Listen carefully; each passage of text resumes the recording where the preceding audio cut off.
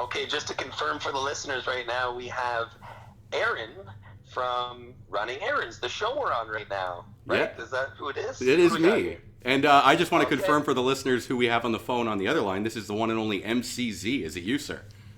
Oh, yes, it is. It is the one and only MCZ. That's me, buddy. Okay, and That's me. you know what? Okay, Let me so, hold on. Before you go, Yeah. I want to explain to the listeners what's happening here. Yeah. This is a Yeah, let's special let them know. episode, a 100th episode, and Mr. Z here has agreed to put me on the spot and interview me, try and answer some of the questions that viewers or listeners may have to my upcoming and my upbringing and how we got to where we are today. So, Mr. Z, please take us away. Ask as you please. Okay.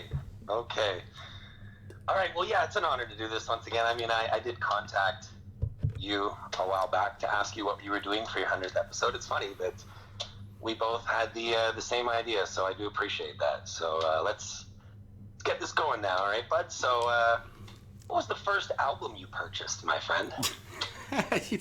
Okay.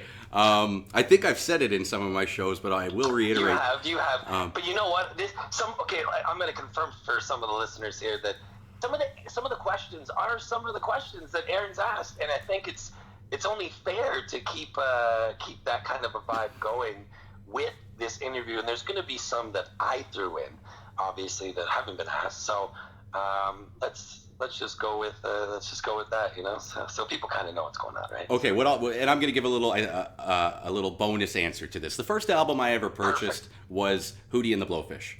Okay. Wow. With my own money. That was the first. I think you did say this before. I'm remembering this now. Okay. I remember saving my allowance money to get that album, but and it was a tape Hey cassette. man, that's a good thing. You know what? You well earned. It Well was. earned, buddy. And right? I loved me some Hootie back in the day, but I will say the first Jungle album I ever purchased for a DJ friend of mine was Pulp Fiction, and yeah, it was for DJ Docta back in the day, and yeah, it's a throwback to this day. I still put it on because it's one of the first songs I ever heard. That's awesome, man. That's really cool. I like the bonus. Thanks for giving us that. I think the listeners will like that one. Okay, next, let's go on to the next question then. What was your first DMD experience? Like, whether it's someone giving you music or, anything, seeing it on TV, what was the first drum and bass or jungle experience that you Well, had? and I gotta go back a little and say that I started as a hardcore candy kid in the rave scene. So my experience with jungle came post my experience with the rave, if you will.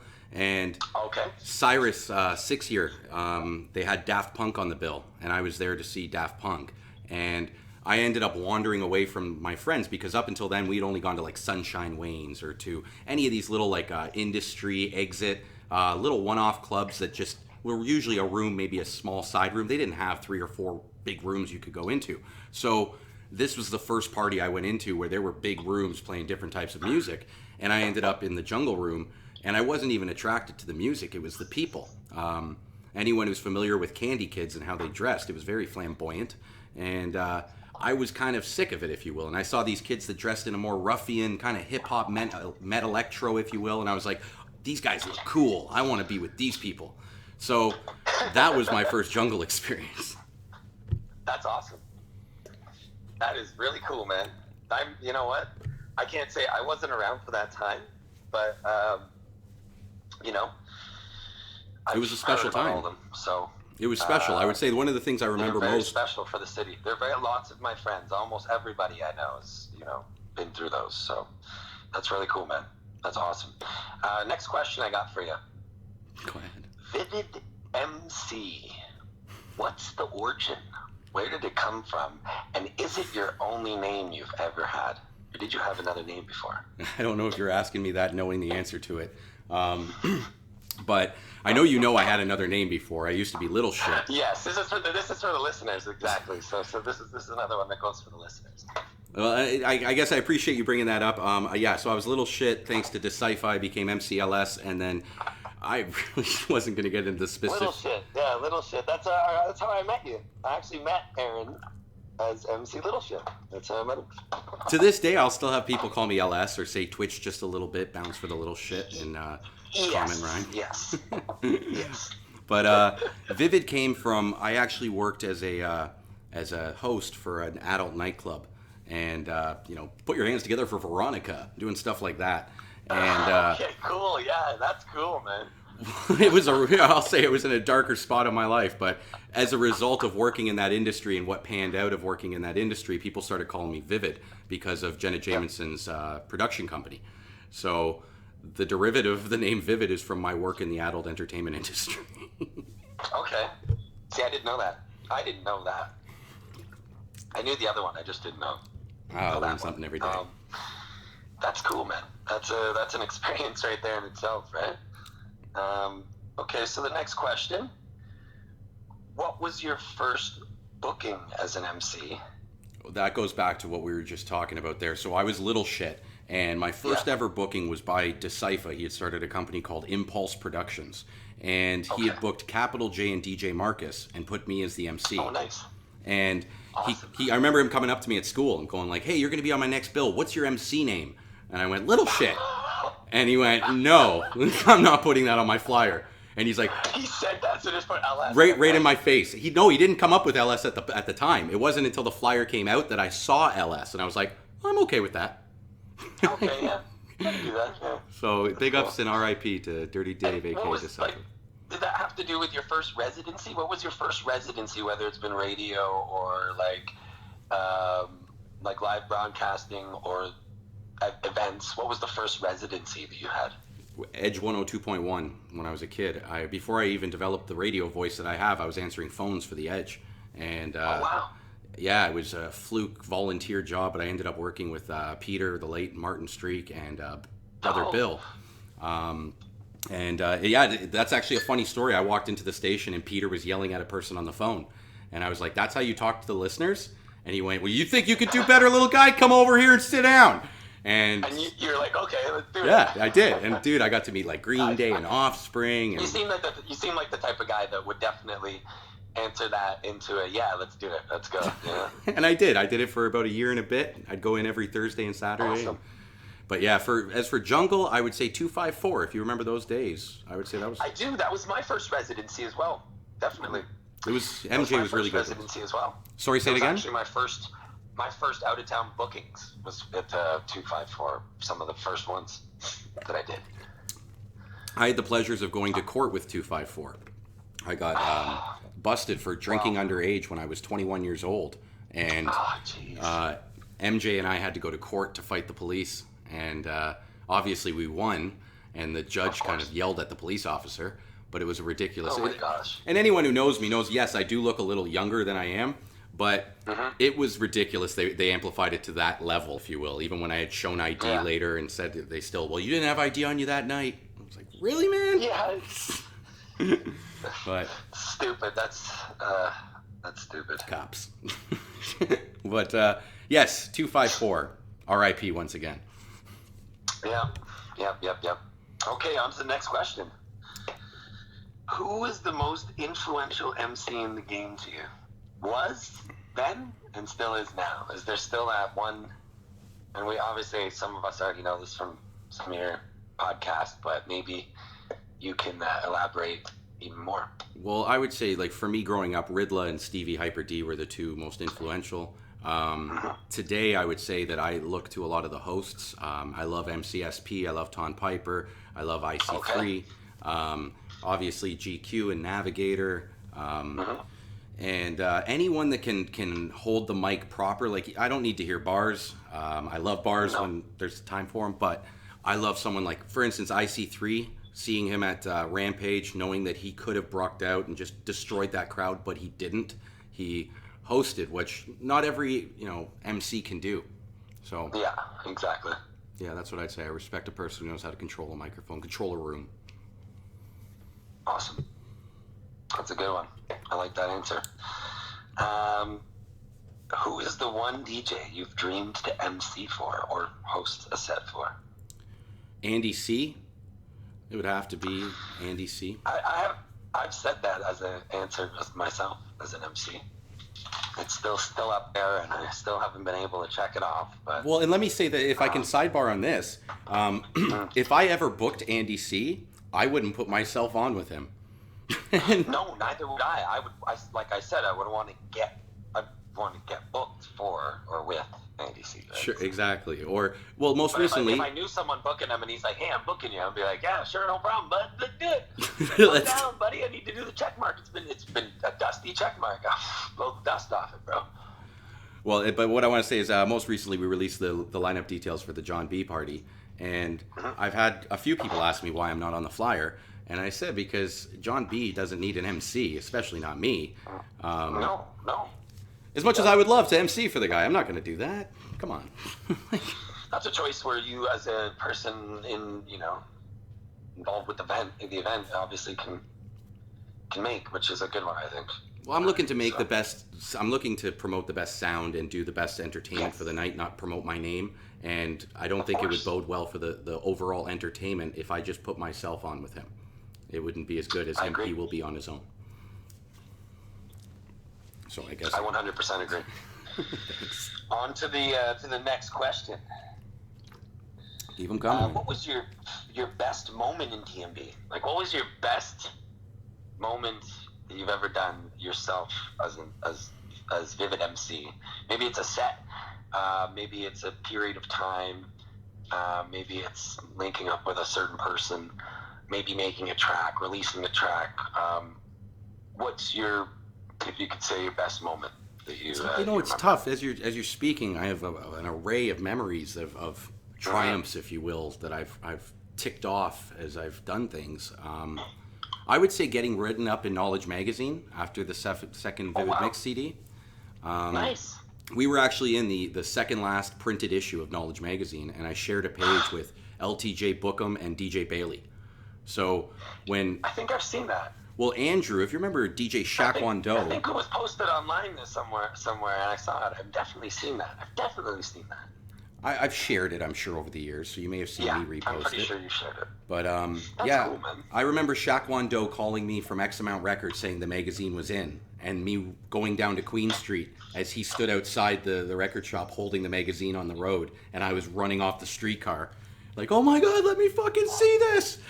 And we were almost in tears. We were so excited, I think that's cool, man. That's a great moment, actually, man, because it's a Knowledge Magazine. I think there was a party that I was emceeing at, and a picture got into it, and you get excited about that. Supposedly, I was on the mic at that point, but you can't see us. But you can see the DJs, and it's cool to know that you're in that moment. But what happened with you is cool, because I do remember reading about that. That was cool, man. Great answer, bud. Great answer. All right, so let's get on to some other questions now. Like, what was your influence to do your show? Your show you're doing right now, the show we're on, the show people are listening to and are locked onto. What was the influence to do your show? Did somebody influence you? Was there someone who does shows to influence you? Was it totally? I know there was obviously a reason why you're doing your show. But was that the only thing, just the reason why you're doing your show, or was there influences? Well, I would say I was heavily influenced by other podcasters I watched. At the time, I was watching a lot of Joe Rogan, Steven Crowder. Joe Rogan, yeah.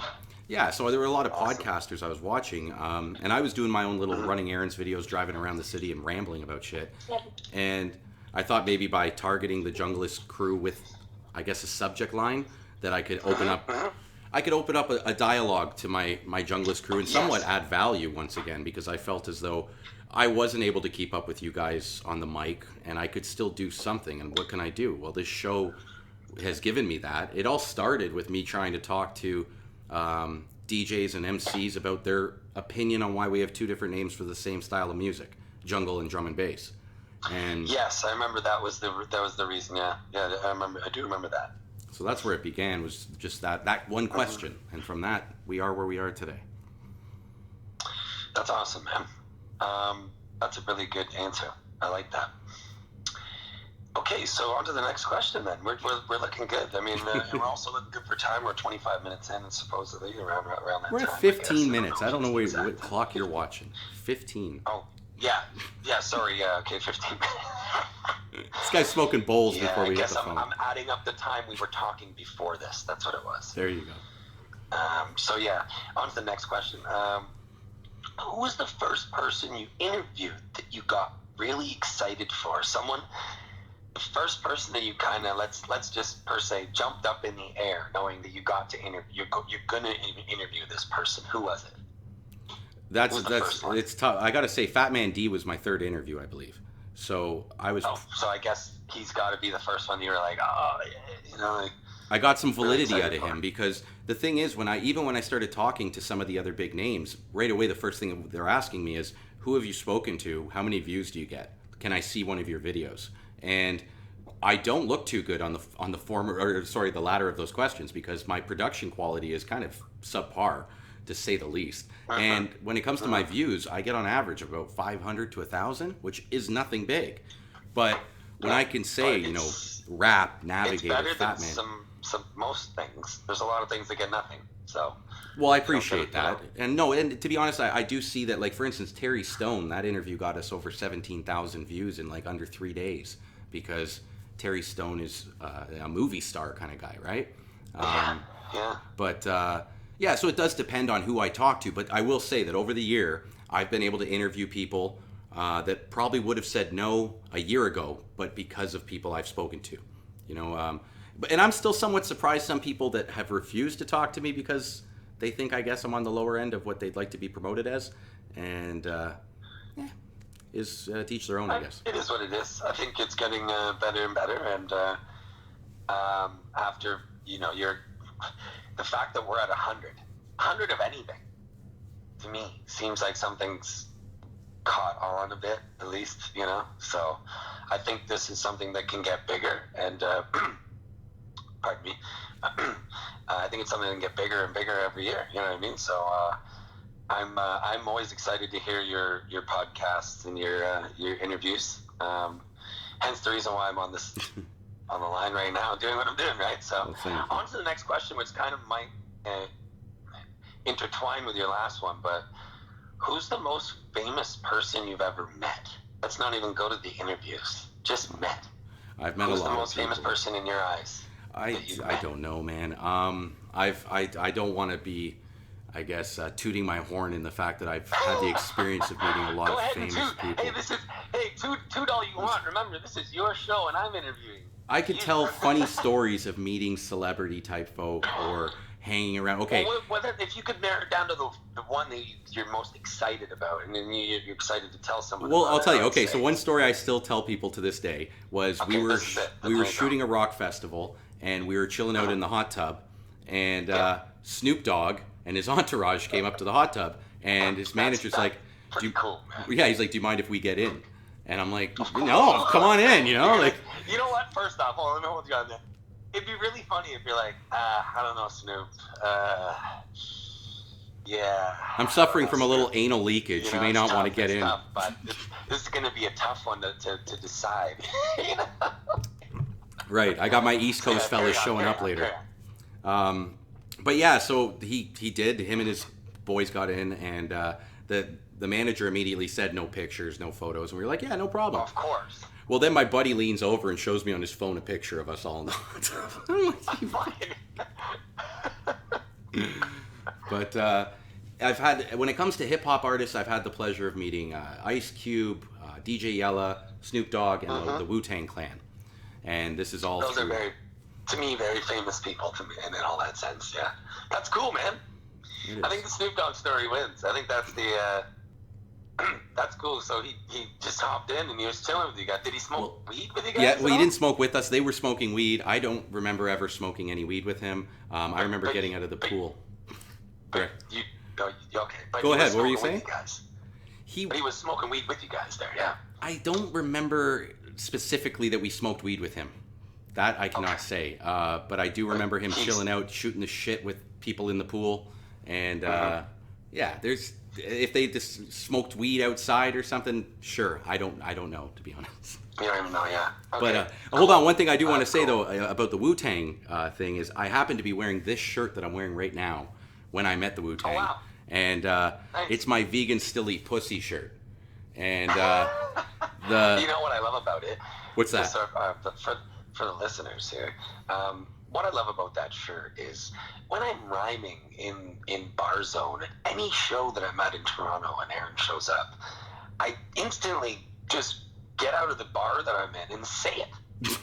It just comes out. I just say it, and he hears it, and he always gives me the props after. But it's really funny because that's one of my favorite shirts I see. That it's something I see all the time, and I'll just finish any bar or just go right in mid bar and actually say it. It's really funny. It's something that I use. Well, and for those who don't know, it is one of my slogans. It's the best-selling shirt I've ever made, and it's been endorsed by the Wu-Tang Clan, by DJ Yella, by many rock bands. Amazing. And I was just telling somebody at the park, I was at a festival and I saw a groundskeeper on the side of the road picking up garbage wearing one of my shirts. And I was like, okay, so they have my shirts here. And we went into one of the booth areas where they're selling shirts. And sure enough, there's my shirt up on the rack next to a shirt that says, "Fuck Jesus, do meth." And I'm like, so is this the demographic I appeal with? Like, this is where they put my shirt up next to? But is what it is. Not much you can do about that. Right. But I can't get them to take it at any of the family vegan stores. Something I found. No, obvious. Hold on, Zach. Hold on. You think it's obvious, but something that recently happened that I called the promoter out on was I was a mascot at the Veg Fest, so I was actually dressed in a carrot suit, right? I was dressed up. Okay. I wanted to sell my shirts, and they said no. This is a family festival, and I was like, okay, fine. But then after I finished being a mascot, I decided to walk the festival, and they had groups there that were showing animals being tortured. And I'm like, what's more offensive, my shirt or that? Yeah, I think I remember. I think I remember you talking about this. Because it pissed me off. But anyways, I digress. Please go on with the questions. Yes, on to the next few last questions. Actually, here's one for you. Who's the most famous person that you would like to interview? Whether it's drum and bass or just someone in music or something, however it may be, whoever it may be. Who's the most famous person that you would like to interview? Well, I would say that there's someone I've reached out to in the past that I thought I had a connection to, and it fell through. That's happened a few times, but this one really stands out to me, and that's Richard O'Brien. And the name might not ring to most at first, but that's the man who created the Rocky Horror Picture Show. He was the actor that played Riff Raff in the movie. Are you familiar with it, Z, or should I try and explain it a little? I am familiar with it. My father is a big, huge movie buff. I grew up on movies.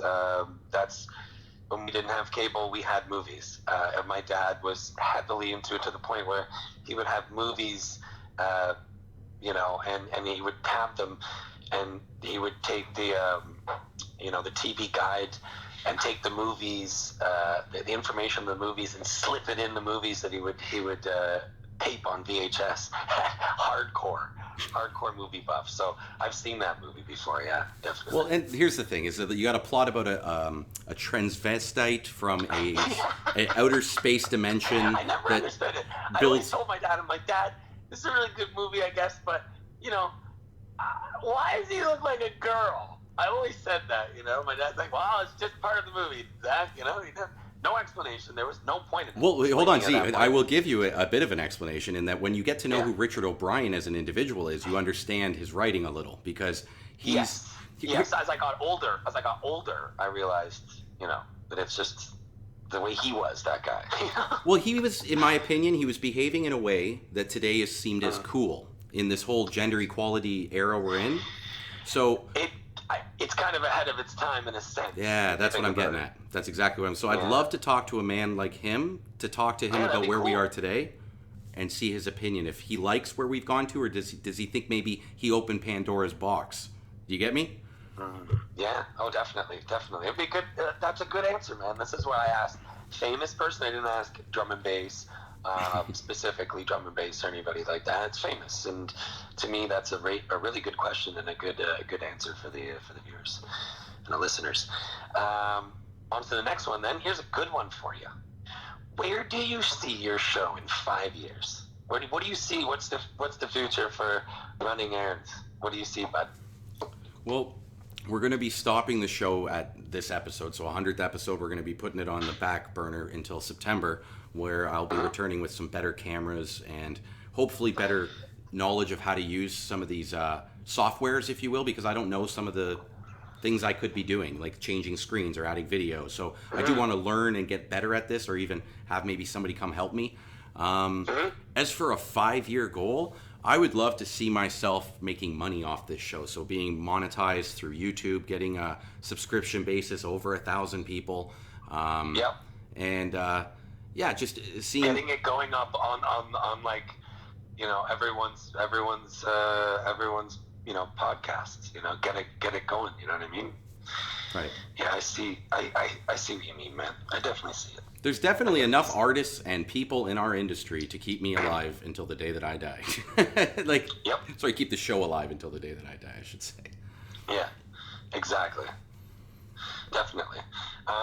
Okay, so here's another question that you've asked everybody, I think, on your show about Mount Rushmore. And who are your artists that you, Aaron Richmond, Aaron Running Errands, Vivid MC, a.k.a. Little Shit, choose? Who do you choose?